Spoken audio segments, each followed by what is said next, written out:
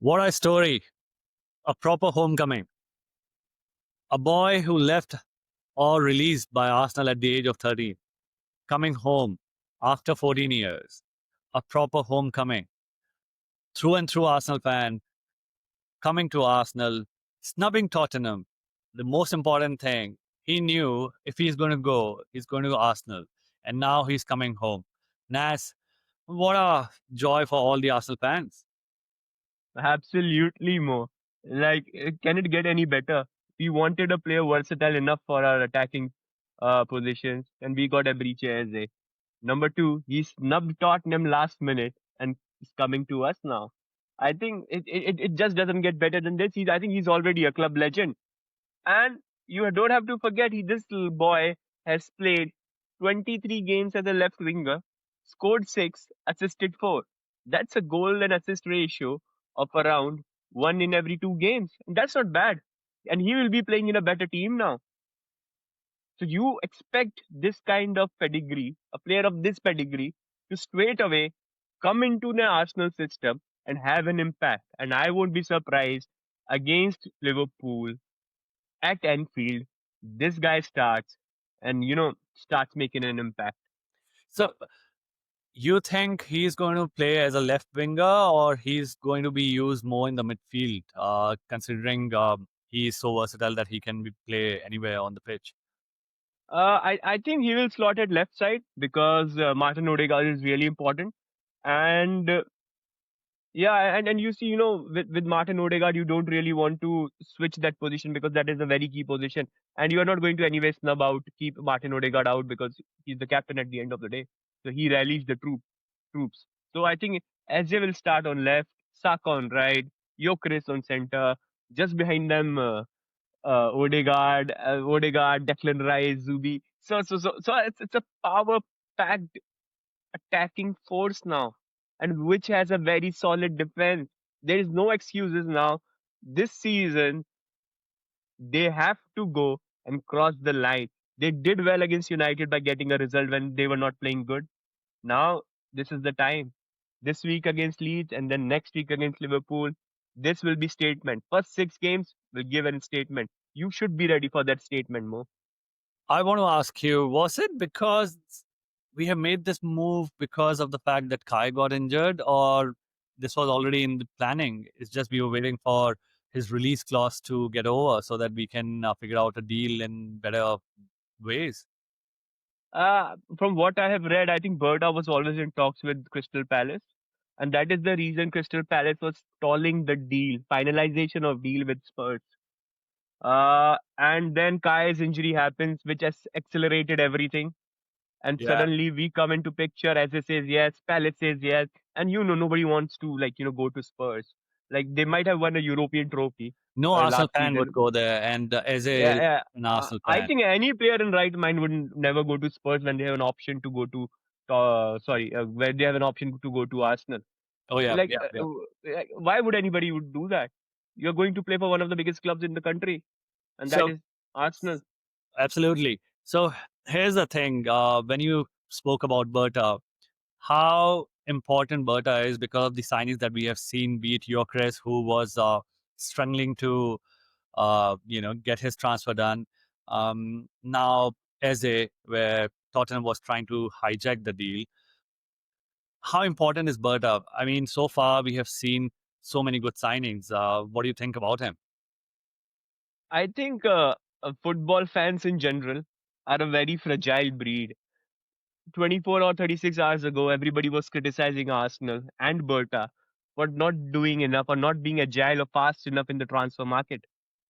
But suddenly, It has since all here we changed. go by Fabrizio, it has all changed. Yeah. Everybody's praising Don Berta.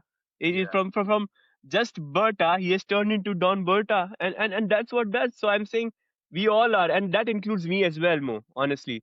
That includes me as well, because I am as fragile when it comes to my club. I can sit here, talk about stats and all, but at the end of the day, when it comes to Arsenal, eh, we become fragile. Last night I was criticizing him. Today How I'm many jumping in joy. how many points would you give it to Berta so far for the transfers that has been done? Out of 10. My Go for out it. of 10, Mo, yeah, Mo, you always like to put me on the spot, right? If you would have asked me this question yesterday, I would have given him a five. Because since you have asked me today, and I'm assuming we'll be able to sell Vieira and Zubi. Oh, sorry, Vieira and Zini. So I might say I'm gonna give him a good 7.58. Okay, 7.5. Considering as is a done deal, right? Like it's here we go has happened. Medical is tomorrow, so why not? What do you think? You wanna deduct some points, or No, you no, wanna no, give him 12 out of 10?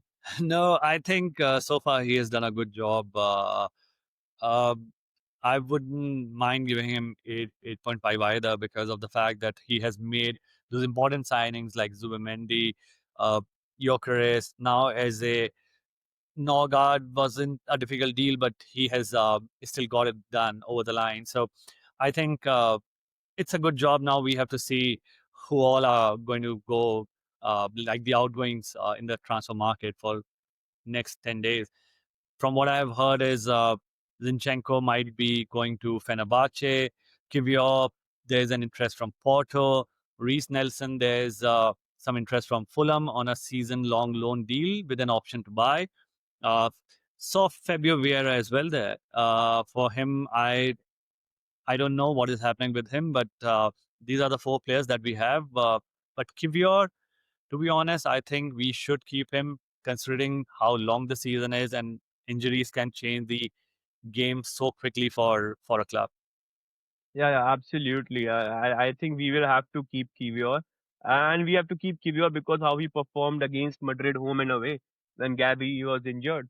So you have to give that respect to him and give that comfort to him that we are not willing to sell you. But I think the price by Porto of 37-40 million might be tempting. Yeah, But if we go ahead and do that, then do we have enough backup in our defense?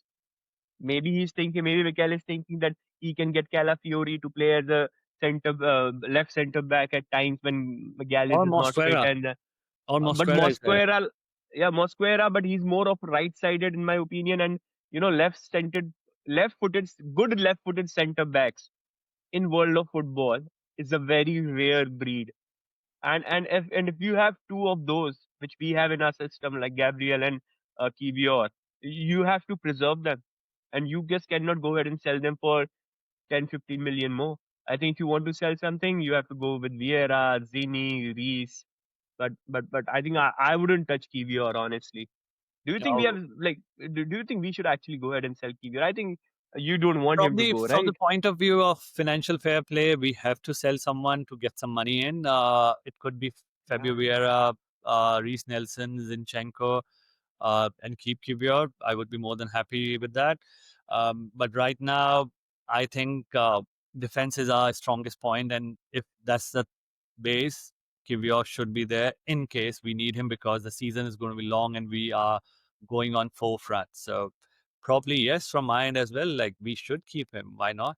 Yeah. I think I want to bring you straight to the chase now. You know what our squad is now. I think we are not going to add anyone now, apart from, of course, Eze when he's announced officially. Do There you think? are rumors. I don't know. Hey, rumors. I'm going to ask you a question. I think, and I want to listen what you think. We probably have a squad ready now as another addition, considering Kivior stays and other players leave, who we just discussed, right?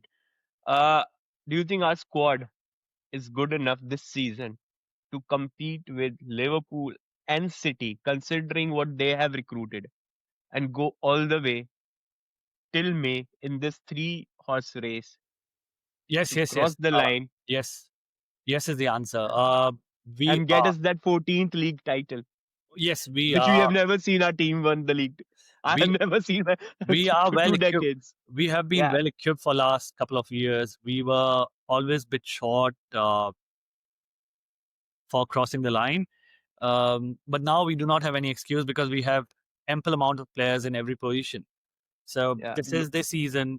Even if we have injuries, we have second team, second options, which are good enough to fill in those spaces, fill in those positions. So I think yeah. this should be the this should be our year, and I'm very hopeful. Like every year we have been. But, When you say that this should be our year, it brings me back to all those times we have sat together on a couch and said, "This looks like our year." We haven't Well, learned our lesson. with that hope, we are going to go ahead and support Arsenal as we have been, and I am hopeful and I'm very confident this time that we have all the players that we wanted. Arteta has got all the players he asked for, I think. Now there's no questions about we competing on all the four fronts and going, going full power. Let's do this. I mean, no excuses anymore. And the game is not far. Saturday, the game is on. So let's see how we perform and how we take it from there. Yeah, yeah. I think first 6 games are really crucial. We tick off two really difficult games in first 6 games. Oh, One yeah. is Anfield away, and the other one, of course, which we have already done, which is so Man United away. We have won that. City one, of course, is a difficult game, but I'm saying that it's at home, so I'm giving us that benefit that this one we have to go over the line. And I'm so happy we are not playing the Liverpool away at the end of the season like every other season, because it's traumatizing to go there when the league is online. Before we uh, end this conversation, I just want to ask you one thing. 6 difficult games. We have already got 3 from our first game. 5 more games, 15 points to get. How many points do you think we or Arsenal as a club is going to get out of those 50? Uh, I, I I think out of those 15, I think Leeds home we should be winning it. There's no excuses for that. So that's 6. Liverpool away, I would take a draw. It's not a bad result at all. So that's 7 points. I think City we should beat because it's at home. And when it comes to, I think it's Newcastle then. Newcastle also we should beat, and Nottingham also we should beat. So those are the 6 teams, and I am So saying you're we saying are going 16 for. points out of 18. I'm with 16 out of the 18. If you All have right. to win the league, you have to do this. Oh, of course, absolutely. And I'm giving the benefit of doubt of like probably drawing at Enfield, and I'm okay. Even if we lose at Enfield, we have to take 15. We can't be like we have dropped points against City or we have dropped points against Nottingham Forest at home, and or maybe Leeds. Like you have to do these things if you have to win the league. It's not easy. Yeah, no game is easy in Premier League. So let's see what happens in next 5 games. And I'll remember this prediction from you: 16 points out of 18. And I hope that too. I hope that we get 18 out of 18. But considering how difficult it is to win at Enfield, let's go with 16 out of 18. Great. Thanks, Manas, for your chat. We'll see you soon. Gonna stay tuned for more videos.